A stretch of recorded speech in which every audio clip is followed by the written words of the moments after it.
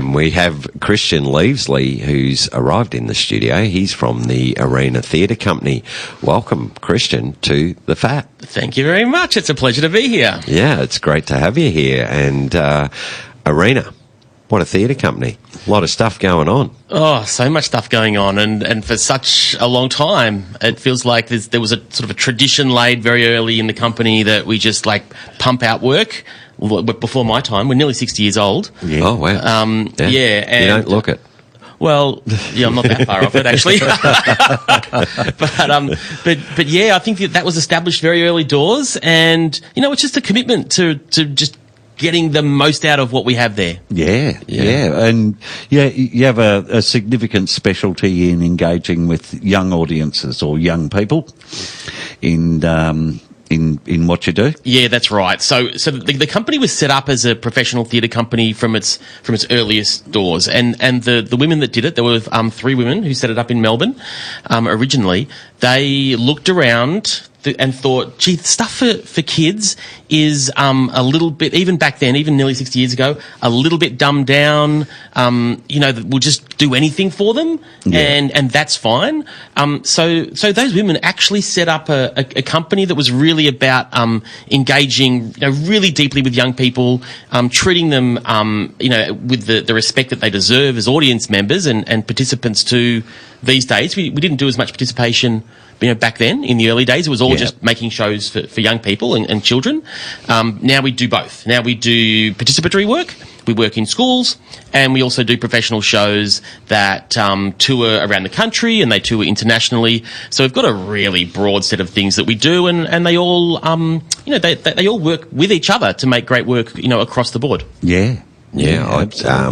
We'll definitely at some stage have to chat about Robot Song because that was a huge one for Arena Theatre Company. But it's a really important thing. We try and get back to this all the time in regards to the building connections and that lot. But for young people in these days, when so much is about social media and the like, and the almost artificial connections that come through that, to actually be part of a project that you put in together must be so rewarding for these, and you must see the benefits. Oh yeah, no question at all. And I think it gets more and more pronounced every year. I couldn't agree with you more.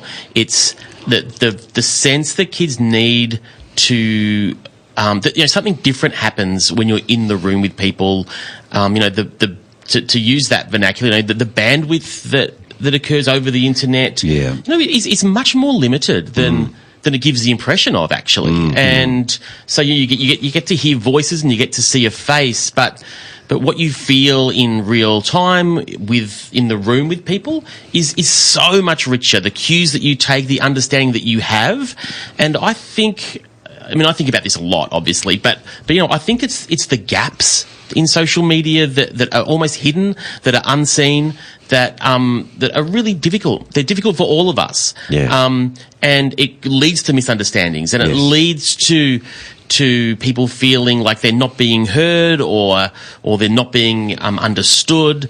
And when we're in the room, that's it's still all there, of course, but because we're all different, we all know each other. We don't necessarily know each other, but because of that richness, and because we're all striving towards something that we all want to create together, those differences they're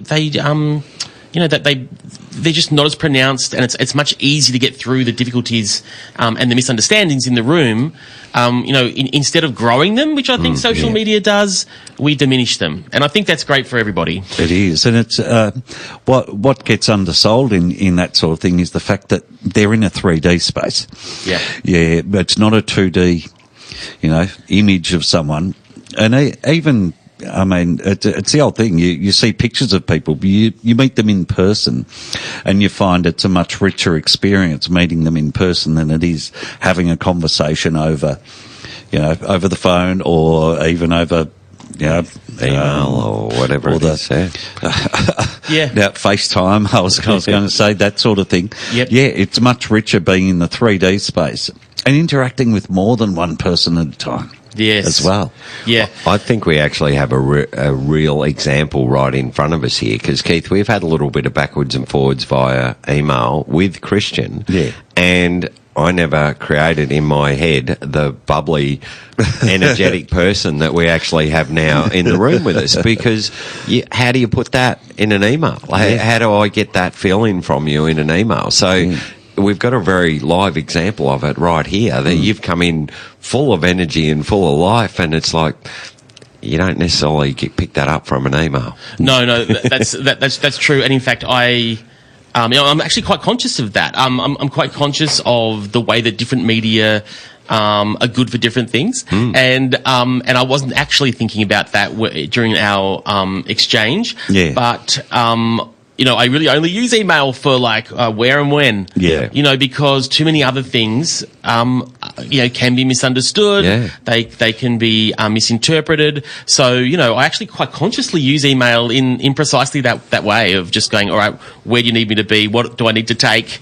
When do I need to be there? The rest of the details, let's do that in person, or let's do that over the phone, because, going right back to, the 2000, when email, the 90s, that whole thing of people accidentally having arguments over email became this sort of social phenomenon all of a sudden, and I've been, quite conscious of that ever since. Yeah, for sure. That's continuing in social media. And to get back to the whole thing behind Arena, it's been highlighted, like it's been the news so much about the impact that social media is having on children. So to get back to the whole thing behind Arena Theatre and that focus on children, that's why it's so important, because we all know the damage it can do. Yeah, that's right. I mean, I was listening, it's a really interesting thing. I was listening to Patrick McGorry, the eminent psychologist and professor at Melbourne Uni. He's such a powerhouse in the area of mental health for young people. And he was on the ABC a couple of weeks ago, and I was listening to him on the way down to Heathcote. We're doing a project down at Heathcote Primary School.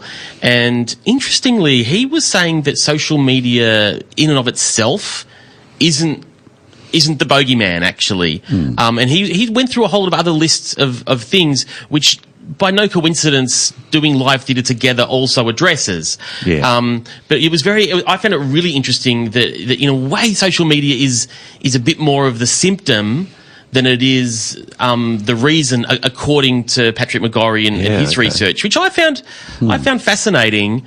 But what theatre really, as we sort of already talked about, that thing of the commitment of being in the room together, there's a discipline involved, you must listen as well as speak. You understand that your presence in the room in various different ways, becomes part of what the group is feeling and thinking. You don't necessarily have to yell and scream to be heard. So there's a whole, and not to mention the great feeling that you get when something gets done, which I find in media, even going back, even radio like this, or film, or things like that, the delayed satisfaction in an audience coming to connect with it, and then you feeling that you've done a good job. I think the delay in that is also part of the reason why theatre is just so great. You instantly understand that you're doing a good job in the room with your colleagues and then with the audience. And actually, I think I think about this a lot, right? I mean, clearly I do. But that sense of a faster cycle of participation and then reward for that. And then it goes out to an audience, and it might go out to an even bigger audience. And I think that the faster that cycle is, you actually feel more connected. You feel more connected to your colleagues in the room, more connected to the audience, because it's not this abstract thing that you send out into the world and then later on you might hear the echo of an applause. You get some stats coming back at you. That's right, And this is something I talk about all the time with live music, Brett. So I play music, and I've done recorded music and release it. Yep. And you're right. You have no idea how it's being received, except for the occasional message you get back. But live music, and this is, theatre as that performance equivalent sort of thing, is that the importance is that you will never see it exactly the same each time. So the performance that you're witnessing live in a theatre is a one-off performance. Yeah. Yes, they're using scripts, they've got cues, they've got the scenery and that, but there will be something that varies at times. Even, the way the principals are feeling on the day might mean that their performance is a little more powerful or that on that day. And that's where I can see now why so many actors still love doing theatre.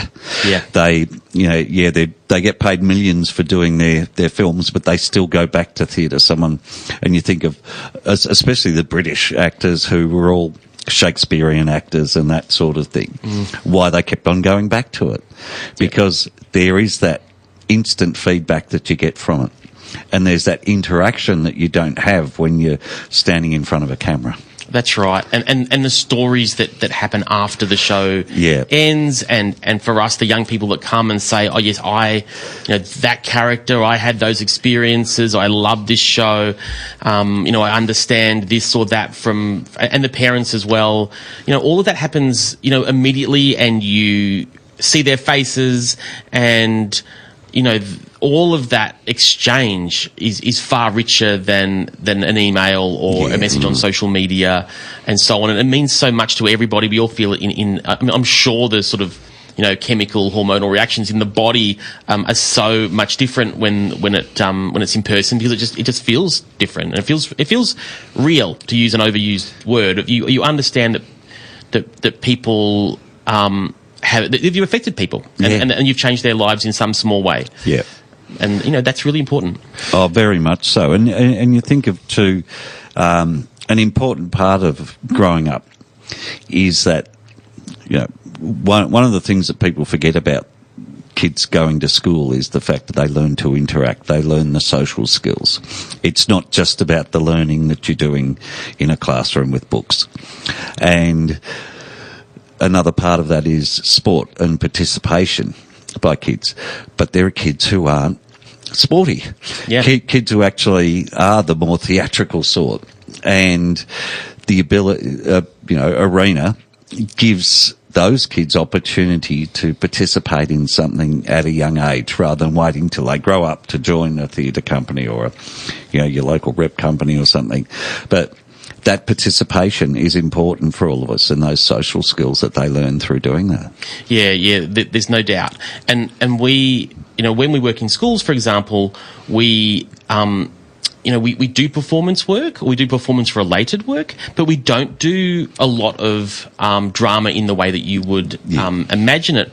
Actually, for very similar reasons. Like when we go into a school, there's kids who already have a voice, who are very, very confident, and when they hear that a theatre company is coming, you see the way that we used to do it. You see the classroom sort of push those kids to the front, and they're like, all right, you're the kids that this theatre company is going to be interested in.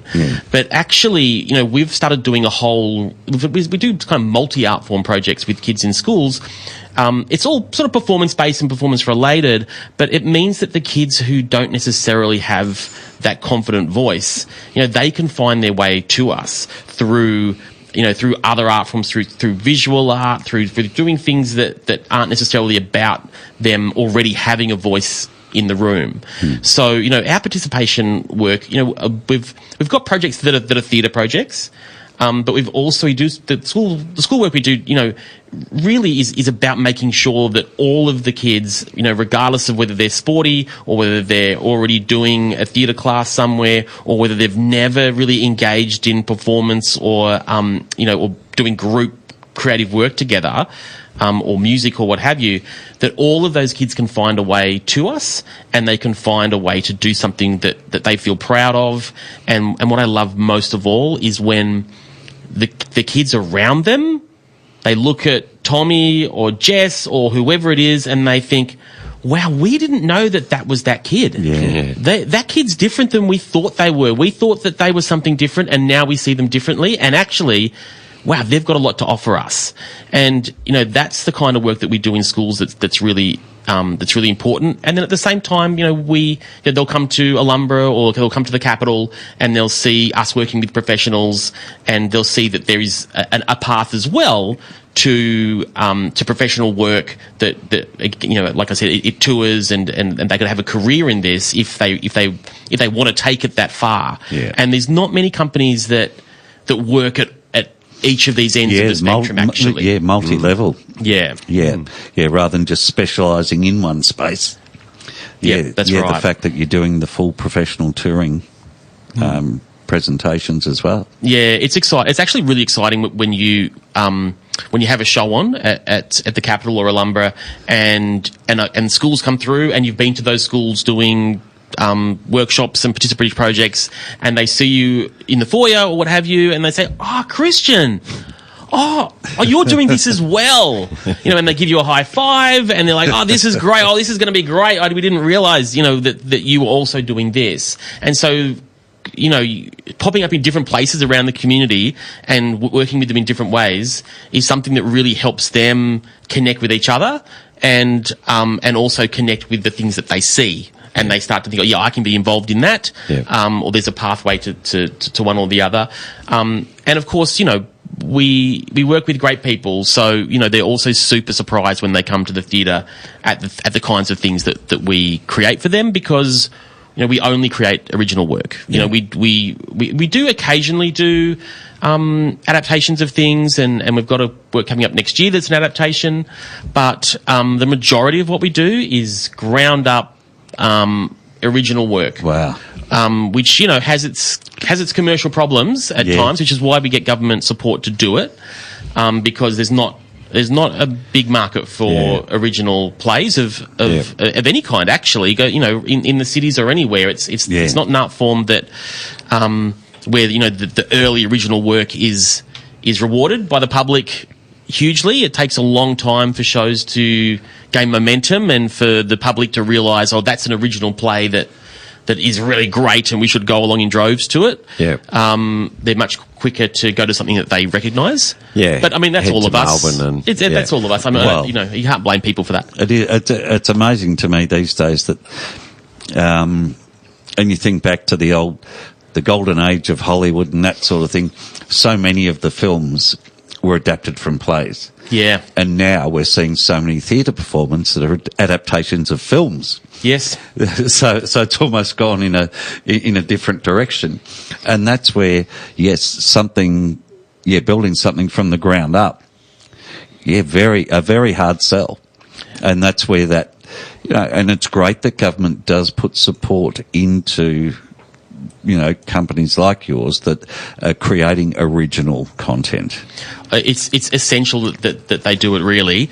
But, it's actually really essential for kids to get original work because, we'd like to think the world isn't changing as fast as it is. So sometimes we talk about how fast it changes in a sort of a negative way, and other times, we say that it's changing, but then we sort of try to drag it back. But for young people, they're changing every day. Yeah. They're growing every day. Their shoe size is going up every 6 months sometimes, or even faster. They are, they see the world differently from a different perspective every single time they get up in the morning, nearly. Yeah. And so they need work that speaks to their experience now. Yeah. So doing old plays all the time that tells them what the world was, even 40 years ago. They are interested, but they deserve something that gives them an opportunity to get insights into what they're experiencing today, as opposed to, us sort of moulding something from Shakespeare or what have you, which, Shakespeare is clearly an incredible genius. Yeah. But, I do think there's problems when we put kids into theatres and they spend most of the time wondering what the actors are saying. Yeah. Let alone, the stories of a time that might be 400 or 500 years ago. Yeah. So for me, the original work for kids is absolutely essential. Because, I think we forget a little bit just how big the world is, just how much there is to understand about the world when you're young, and how important it is for art to really speak to the now for them and to their own experience, as opposed to their parents or their parents' parents or going back. Yeah, absolutely. Might have a listen to a track. When we come back, Christian, I'd like to talk. I think there's quite a vibrant theatre scene in Bendigo, so I'd like to talk about that a little bit, but also about all the programs that you have got coming up and things like Robot Song and the potential with the programs that you have got coming up, a bit like happened with Robot Song. Great. So we'll talk about that when we come back. You're listening to The Phatt on Phoenix FM, the voice of your community. Phoenix FM, you're tuned into The Phatt. The last track we heard was Little Green from the Blue Mountains with her song, Thank You for That. Another one of those great young Australian women coming through the music scene at the moment. There's plenty of them. We have in the studio with us Christian Leavesley, who's from Arena Theatre Company, and we got in the weeds a little bit about kids and social media and being involved in theatre and the like. And I did want to, we don't want to spend all our time talking about that, because I would like to hear a bit about what's going on with Arena and what projects you've got lined up specifically for 2025, I suppose, because you've had some great history there. Robot Song's probably the most infamous of your productions over recent years. But, tell us a little bit about that and what we can look forward to in 2025. Yes. So 2025, I mean, we say it at the end of every year, at the beginning of every year, it's been a big year, next year's going to be a bigger year, and all that kind of thing. That's just tradition, I guess. Yeah. But our first project for next year is called War of the Worlds, and it is a production that we are doing. It's a co-production with two other youth theatre companies, one in Whyalla, in South Australia, and one in Renmark. And we've been working on this for a couple of years now. And the premise is, I mean, at Arena we love to, I mean, it's Arena and it's partially me. I love working with form. I love doing things that you just never see done. It's really part of my creative DNA, I think. So for this project, the premise is the War of the Worlds premise, which I don't know whether people know it. I mean, it's a pretty famous one. Like I mentioned, we do some adaptations occasionally. This is an adaptation of War of the Worlds, the radio play, the famous Orson Welles radio play. They're doing a classic radio play in New York City. The aliens arrive, and during the radio broadcast, they start talking about, in real time, the aliens arriving in the city and everything that's happening. Yeah. So we're doing a version of this, but the premise is that there's three companies. The other two companies, they're youth theatre companies, so they have an ensemble. Arena, we don't have one, so we had to make one for this project, which has been terrific. But the three companies are all connected through Zoom and FaceTime and their technologies, and they're doing scenes from the classics that all three companies have worked on together. And we're beaming in the actors from the other companies into each other's shows. Right. While this happens, the aliens attack.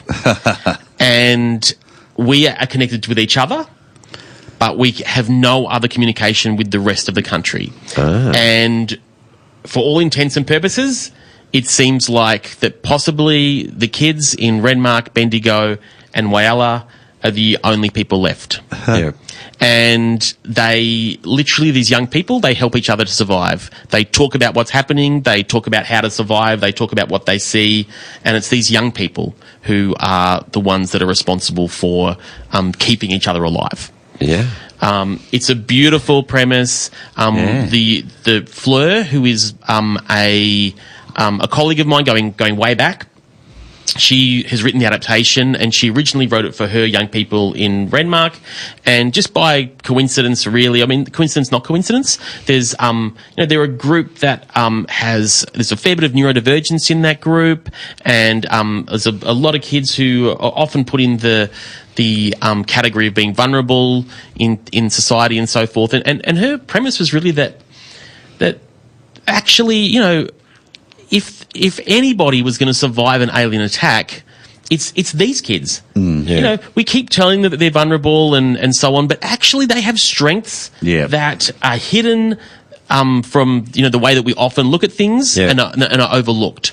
And so her premise was really, these are the people that are going to survive. Yeah. They deal with crisis every single day, 10 times a day. Yeah. They're the ones that are best equipped to survive. And I just love the premise so much. And we were talking about it through the COVID lockdowns. That's how far it goes back. Yeah. And then I said, look, Fleur, I mean, I'm not a youth theatre company per se. I don't have an ensemble like you do, but I'd love to do this with you.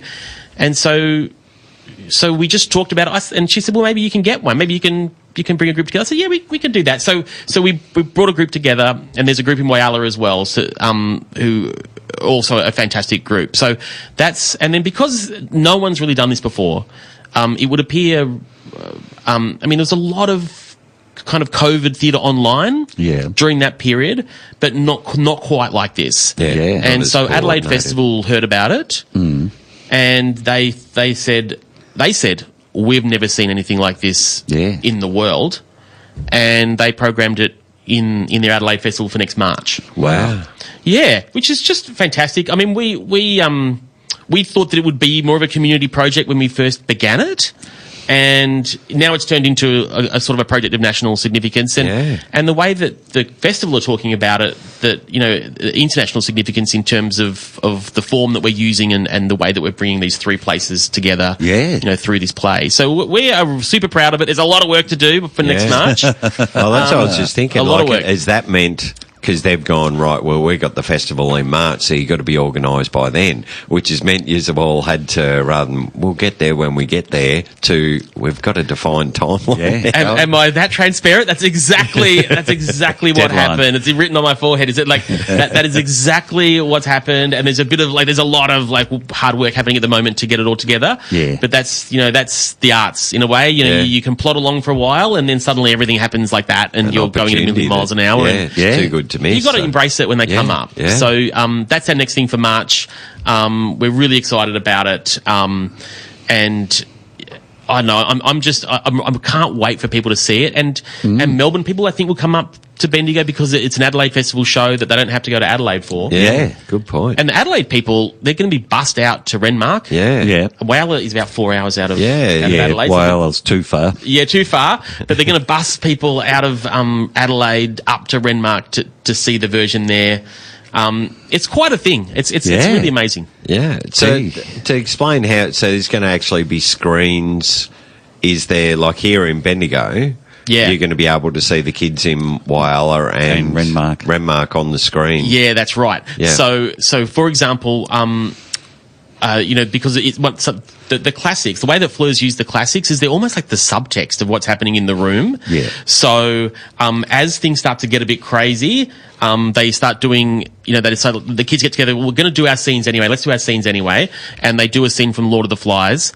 And so we get the actors doing Lord of the Flies on the screens from Whyalla and Renmark, in the room with us. Yeah. And so our kids are doing it and they're doing it together. And then they have conversations over the phone. There's a fair bit of screen projection, in the theatre. But there's never any just screen. Yeah. Like it's always our actors, working with the young people from Whyalla and Renmark on screens. We're using mobile projectors as well. Okay. So there's not going to be set screens. Yeah. We're going to be projecting on different surfaces around the theatre space. Right. Wow, this is breathtaking, the whole concept of it. Well, exactly. I'm so glad you said that. I mean, that's the good side. The bad side is like, oh my goodness, there's so much work to do. We've got to deliver it. But how do you do it? But that's what we love to do. Yeah. But that's, and it's always hard to. We don't imagine ourselves as world innovators, as such, but you hear of something like that, and just the collaboration that it brings together as well. Yeah, yeah. I mean, look. You say that we would never. We're pretty humble at Arena, but we do look all around. We are looking all around the world, because that's. When we talked about some of the negatives of social media and so on, some of the positives are that we get to see what's happening all around the place. And so, we get to look at that and not be intimidated by it, but be inspired by it. And think, let's do something that we think maybe hasn't been done. It's the old anywhere. Rather than why not? Exactly. Yeah.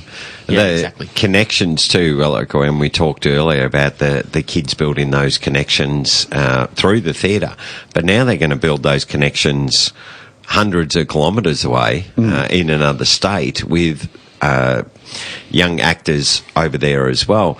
You mentioned before about how, I'm just trying to remember, I know Fleur was one of your colleagues from back in the day. That's sort right. of thing. These kids are going to build those sort of connections with these other kids from different parts of the country through this. That's right. Yeah. And the country is quite different, and there's differences, and they're all regional centres. The differences and the similarities are all bubble to the surface very quickly. They love doing the scenes when we're rehearsing remotely, which we do every week. They love doing those scenes. We always chat about what's happening in Whyalla or what's happening in Renmark as we do it. All of that is so powerful for those kids, actually. They really love it. They're so fascinated by it. The curiosity that they have naturally is just fed so beautifully through this process. We really love it. When you said you had to go out and basically form an ensemble, as it's called in acting terms. Yes. Not just a group, but form an ensemble. Did they understand the significance and how big this actually is that they're getting involved in at that point? Like, was that part of the lure to get them in? Or you get them in and then you go, well, now that we've got you, we're doing this? It's a little bit of both. It is a little bit of both. Yeah. What's fascinating is when you're in the arts industry, I think when you're young, you think that like film and TV and theatre, it's all sort of the same, and the difference between sort of art and entertainment it's all the same. So I was really excited to tell them that we're going to be in the Adelaide Festival, and some of them have a bit of an understanding of what that means, and they were like, whoa, and others were just like, what's the Adelaide Festival? So, there's something really lovely about that. There's something very humble, about that. You can't presume anything. They were excited by the concept, but I still don't know whether they really understand the significance of it. Yeah. And I think that's okay though. I think they don't need to. They just need to do their bit, and it'll come to them as we go. I don't want, that's part of the journey for them, I think too. Yeah, I'll get there. Yeah. One day they'll look back and realise what they were a part of. Yeah, that's right. Yeah. I just think really important to build. We always talk about the connections, but being able to take that even further is a really important side of it, I think. And when have you got an actual launch, what do you call it, in theatre terms? Yes. Is there a date that you go on? The premiere. The premiere. So and it's there's 2 weekends in March that we're doing it that are inside the festival. The first one I think is it's either the 7th and then the following, the 7th and the 13th, or the 13th and the 20th of the 2 weekends. I should have written it on my hand. I realise, but that's it'll be on. It's on at the Engine Room in at the Capitol. So the BV&E GoTix website has the dates. There's plenty of time to people the launch happened. The Adelaide Festival launch happened about a month ago or so. Yeah. So all of that's all been set up and in train, but I just can't quite exactly remember whether. Yeah, no, that's all right. It's in March. It's that middle of March. 2 weekends in the middle of March. Yeah, so March is going to be a big month in Bendigo. Oh yeah. So 15th and the 22nd are Saturdays. There you go. Thank you. So those are the weekends. It actually makes me feel a little bit better knowing that it's not that first weekend of March. Yeah, exactly. You've got another week. Another week. March, I think we got the Latin festivals in March, the Pride festivals in March. Yep.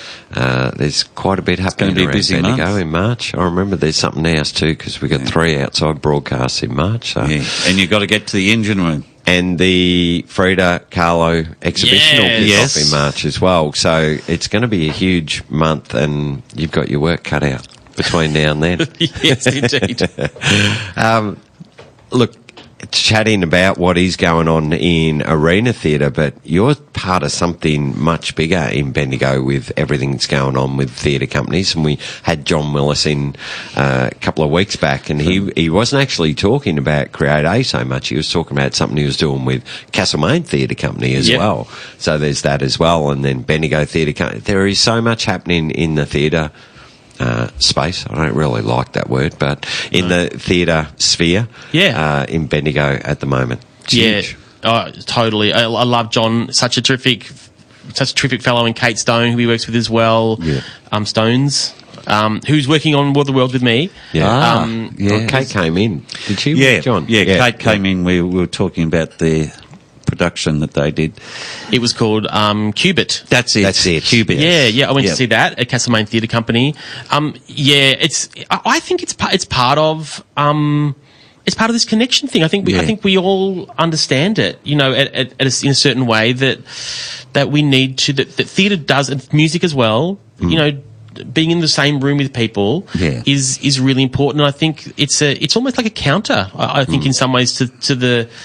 You know, to a Netflix situation, like, I actually think it counts. You know, like when Netflix, you presume, I mean, we know that there's different things in different countries, but Netflix and Apple, these platforms are sort of global platforms, and you know, the Disney sort of different franchises and things. We love that they're global, but I think, you know, we kind of yearn for that connection with people, and I think we're seeing.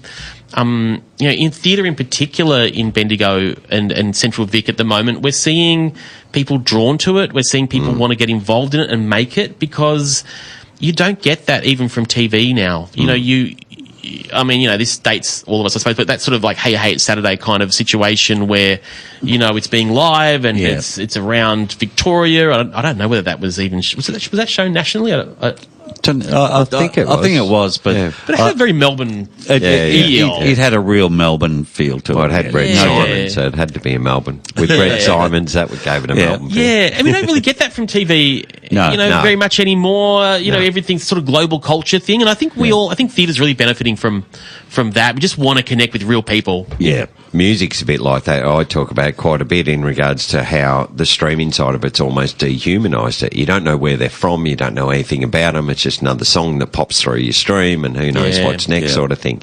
But I think that, you know, when you think back to what theatre and even music, why they were created, they were never created for one person to sit there and watch it. Like, it was created as a form of communication to a group of people. Yeah. They both were. And yet we've sort of got to this point now in the 21st century of it being really just to one person. And consumed by one person on their own, whether it be music or sitting there watching Netflix. I know, it's fascinating, isn't it? And the opposite direction too, where you know, and I'm not critiquing it. I do watch them myself, and I do enjoy them. But you know, they'll pay, you know, Dave Chappelle, you know, $20 million to do a single hour and a half. So it's actually like one person to one person, but neither of you actually know each other or have any. There's no suggestion you will ever meet each other. Yeah. So this sort of one-to-one has got to this like almost insane point where you just pay this one guy for $20 million to stand there on a stage and talk to you. Yeah. It's I think that there's extremes of this that are really interesting / weird. Yeah. Well, and although you got artists these days who don't even put anything out. You know, they don't do anything live. Like that was where music started from. But now there's all these artists don't do anything live at all. It is just what they put out through streaming, one-to-one communication instead of how music all started. So is that? I just think it's any of these things that help build those connections and get people actually out talking to one another again. Of course, we had the issues around COVID, and I feel like we're coming out the other side with this renewed energy to get back to the grassroots of what we're all about. No, I think so too. I was at I coach at the ACA, the Academy of Creative Arts at Bendigo Senior, Bendigo Secondary, Bendigo Southeast up the road here. Third time lucky. And their showcase was last night. Yeah. And it was just fantastic, you know. And most of the kids performing, the young people, year 7 to 10. There's some year 11s and some year 12s, I think, there too. On the Alumbra stage, just the quality was so good, the energy was so good, and I feel that because I've been coaching there for a few years on a Friday morning. I'm feeling it every year that showcase is getting better and better, and I do think that the COVID thing has It's like giving us a kick up in the bum, isn't it? But it's taken time, but I think we are finally coming through. We've worked out how to come out of it now. Yeah. It did take longer than expected for everything to wake up. Well, it sort of almost magnified the hole that we were going down a little bit in this sort of culture of everything becoming about not real connections, about these artificial connections almost. We were heading down that path. Yeah. That then magnified it because we didn't even get to meet the people we work with anymore. We just chatted with them online, and then we've just sort of exploded out the other side of it to go, enough's enough. Yeah, I think so too. Some of us anyway. Some of us, I think, there is that tendency, I think, for us to, that's why that technology does it. There's a bit of a tendency for us to go, I don't want to talk to that person, or it'd just be easier if I didn't have to engage with people. Yeah. And then we realised, that's a pretty dark place. Yeah. I think for some people they still prefer it, but I think I live in a pretty arts bubble, right? So I guess I meet people who want to connect with people, but most of the people I connect with are like, let's move away from there. Let's get back to being in the same room and actually connecting with people properly, rather than using kind of mediation devices in between. Yeah. I think we went too far down a path, but anyway. As human beings, we tend to find a way out the other side and work out these problems. We do. And, maybe that's what we've done with COVID post that. Christian, so great to hear about all the great stuff that's happening in the theatre sphere, as I used before. I look at it's something, maybe we'll talk off air, but I'm really passionate about this being part of, we have regular conversations, because I think we need a platform to get this stuff out there apart from just people looking at stuff online. Let's actually have the conversations about it and have proper conversations where people can find out about Christian and about the theatre company more so than just a spiel that's written on a website. Yeah. I would love that. Yeah. Yeah, it's great. Brilliant. It's a lot of what we're trying to bring to this specific radio show, isn't it? It is, Brett. It's all about conversations. It took us a while to work out what we were trying to bring to it. But we got there. Yeah. We got there in the end. So,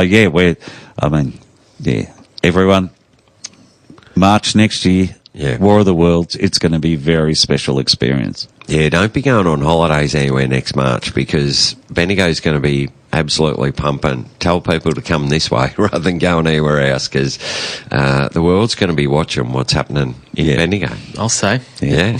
Brilliant. There'll probably be, actually, that's something, there'll probably be the opportunity, because every one of these groups is going to be on a camera sort of thing. Yep. That, yes, if you're here live in the room, you can see this side of it. But there would actually be, after the event, the opportunity to then bring all that together as almost a film type thing. Look, I would love that to happen.